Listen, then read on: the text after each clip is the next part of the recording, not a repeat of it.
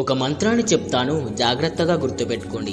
ఈ మంత్రాన్ని సాక్షాత్తు పరమశివుడే వినాయకుడికి రహస్యంగా చెప్పిన నారాయణ మంత్రం. అయితే ఈ మంత్రాన్ని చెప్పే ముందు దాని వెనుకున్న కథ ఏమిటంటే, ఒకానొక సమయంలో దేవతలు మునులు కలిసి ఏ పని చేసినా విఘ్నాలు రాకుండా కొలుచుకోవడానికి ఒక దేవుణ్ణి ప్రసాదించమని వాళ్ళు కోరతారు. అప్పుడు శివుడు వినాయకుడికి కుమారస్వామికి ఈ ముల్లోకాల్లో ఉన్న 300 కోట్ల పుణ్యనదుల్లో స్నానం చేసి ఎవరైతే ముందుగా తిరిగి వస్తారో వాళ్ళే దీనికి అర్హులు అంటాడు. అప్పుడు వెంటనే కుమారస్వామి బయలుదేరి వెళ్ళిపోతాడు. కానీ వినాయకుడు మాత్రం తల్లిదండ్రుల చుట్టూ ఒక మంత్రాన్ని జపిస్తూ ప్రదక్షిణాలు చేస్తాడు. ముల్లోకాల్లో తిరుగుతున్న కుమారస్వామికి ఏ నది వద్ద చూసిన వినాయకుడే తనకంట ముందుగా కనిపిస్తాడు.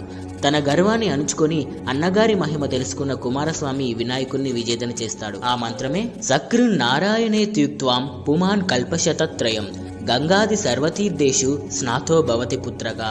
ఈ మంత్రం జపిస్తే ముల్లోకాల్లో ఉన్న 300 కోట్ల పుణ్య నదుల్లో స్నానం చేసినట్టు అవుతుందట. ఈ మంత్రం